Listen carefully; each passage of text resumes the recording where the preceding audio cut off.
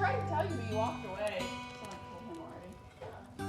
Dylan's sister went to the grand opening last night, so it was really good. That's first place we're eating. That'd be great, man. I wonder if Wesley will want it to be our date place. Really better straighten that.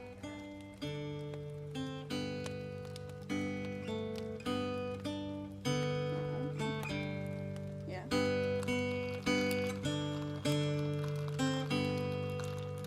Like Whitney and the Mud, straight out.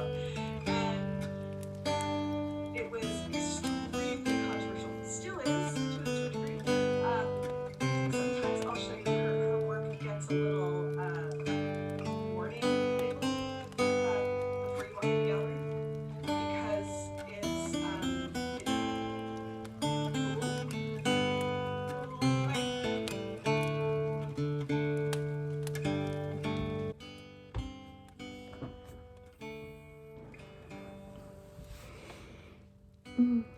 It's almost exam week.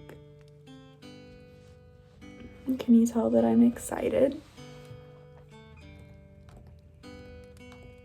I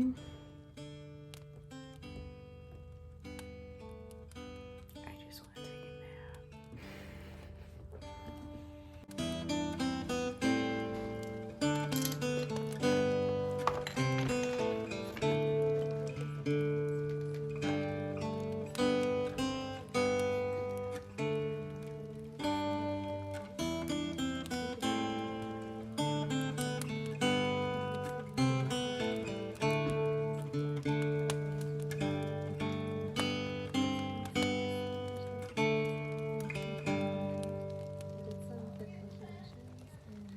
Right now, the Ardex jelly squash set is $44 on Amazon, and the Winter and Eden introductory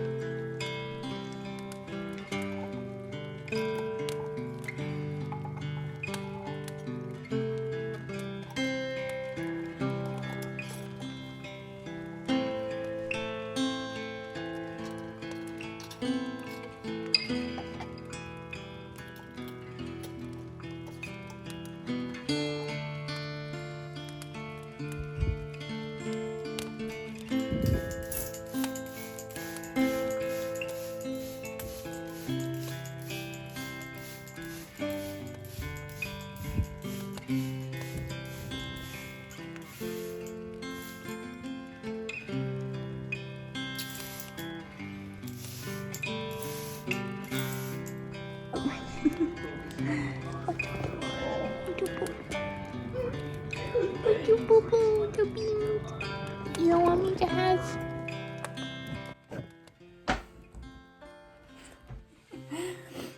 Hi, hello. So I haven't really been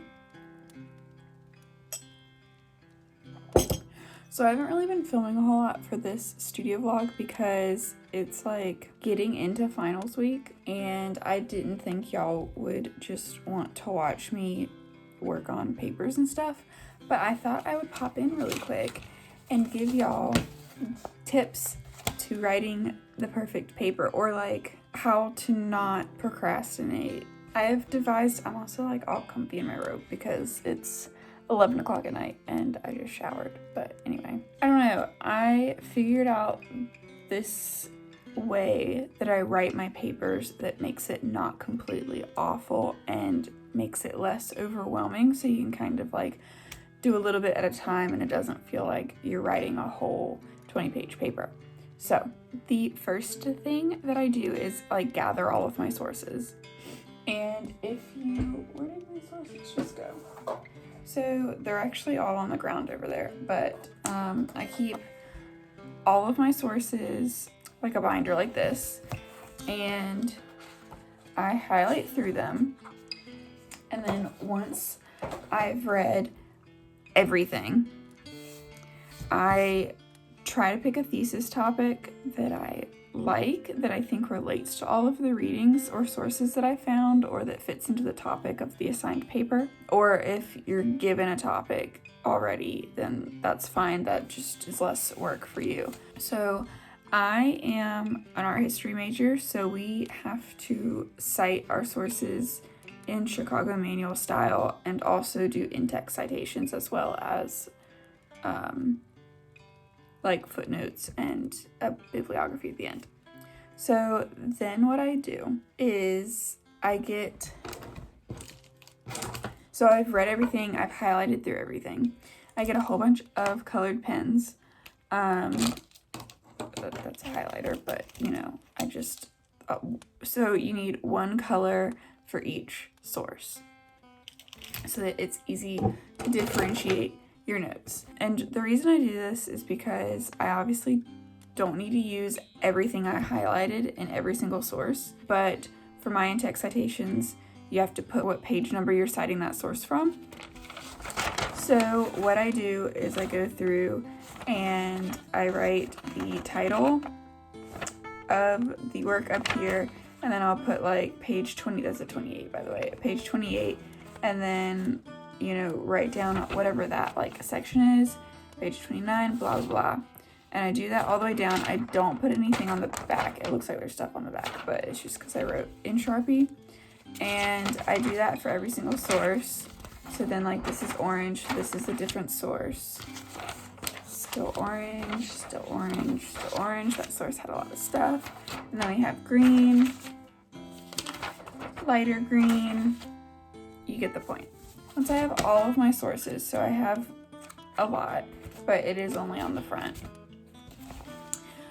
Once I've kind of gone through and picked out which specific things that I want to include in my paper, I cut all of these out.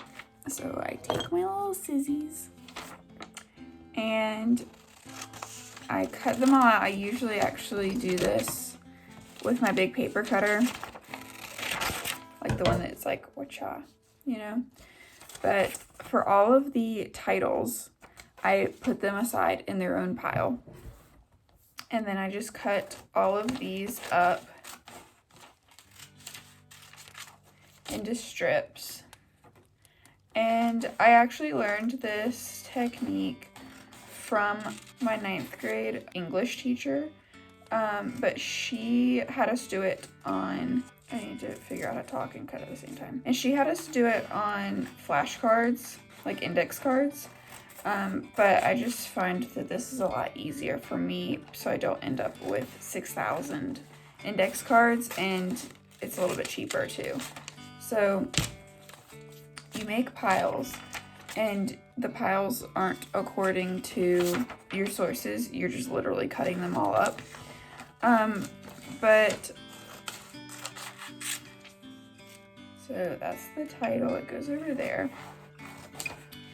And then what this does is it allows you to rearrange them in whatever order you want your paper to be written in, but still maintain the color of the source and the page number of the source. So it's so much easier to do your in-text citations and cite your sources and find where you got your information from. So the first step is reading all your stuff, like I said, and then going through, picking out the highlighted information from your sources and writing it all down. And it is time consuming, but it's pretty mindless work anyway. And it really helps me solidify my thought and my argument for my thesis. And then you get to cut, which is fun.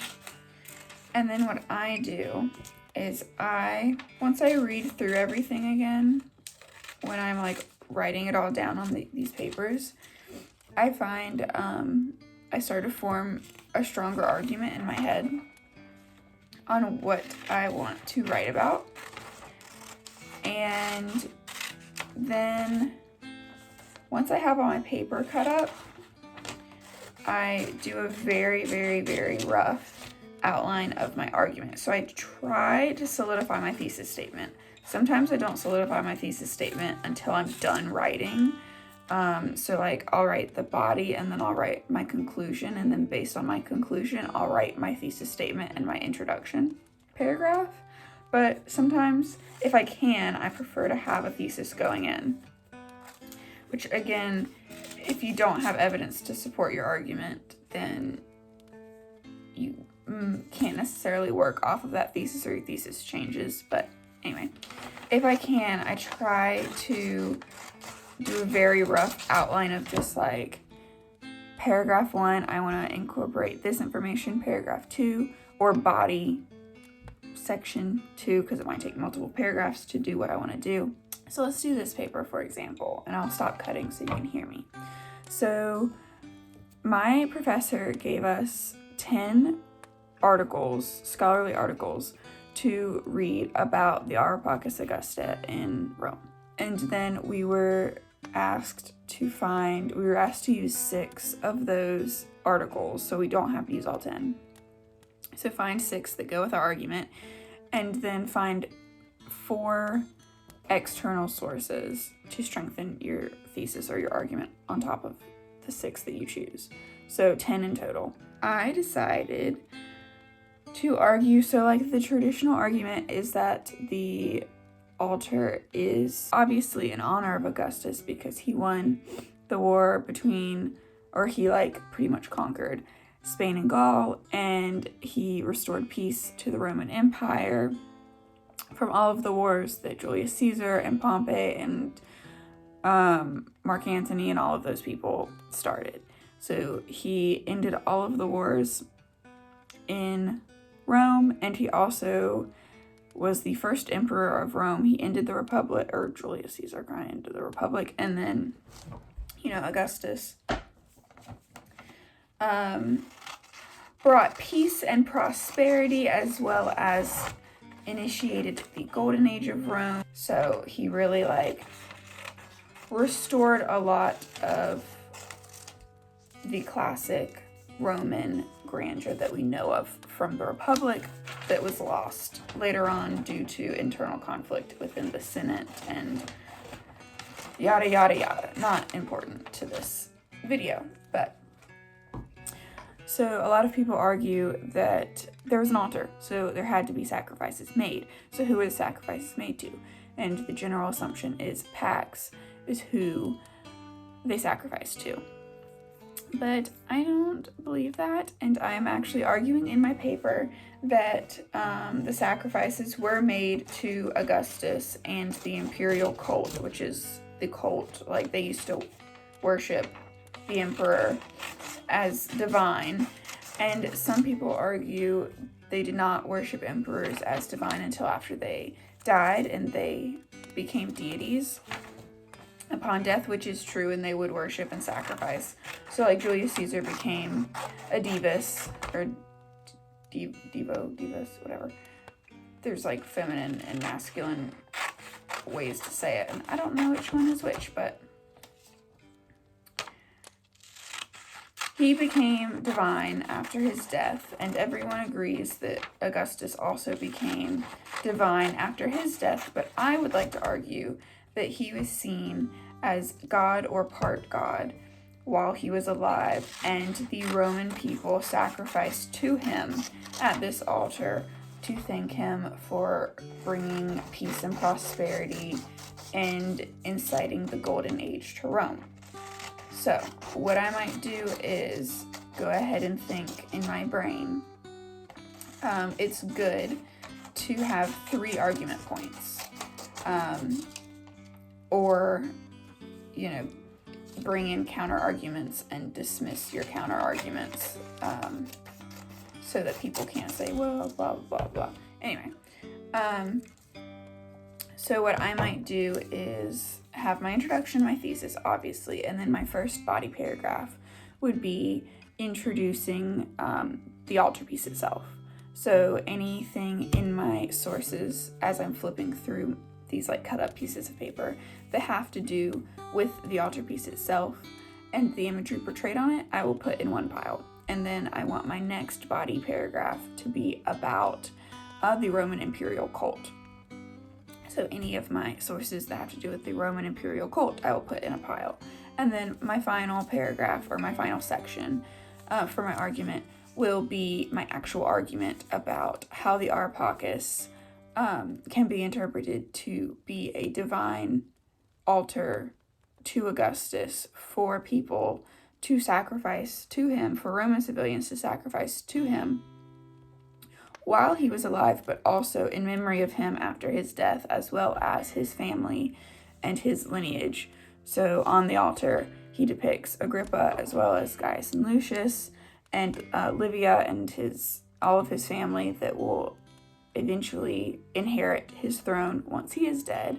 So it's kind of an altar to sacrifice to him when he's alive, as well as sacrifice to his family, the well-being of his family, the well-being of his heirs, and the continuation of the Julius line in order to maintain this peace and prosperity in Rome.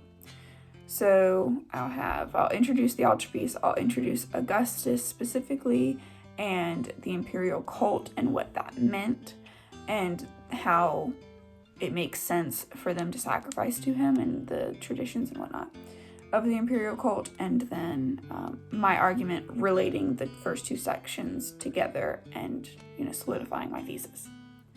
So then once I have my piles, so I have 3 piles of my 3 body sections, I will organize those in order of how I want to present the information. And once that's done, I usually staple them all together, so it's one big piece of paper for each section, and then it's just a matter of writing it down. I'm a really slow typer, and it's hard for me to think because my brain thinks really fast.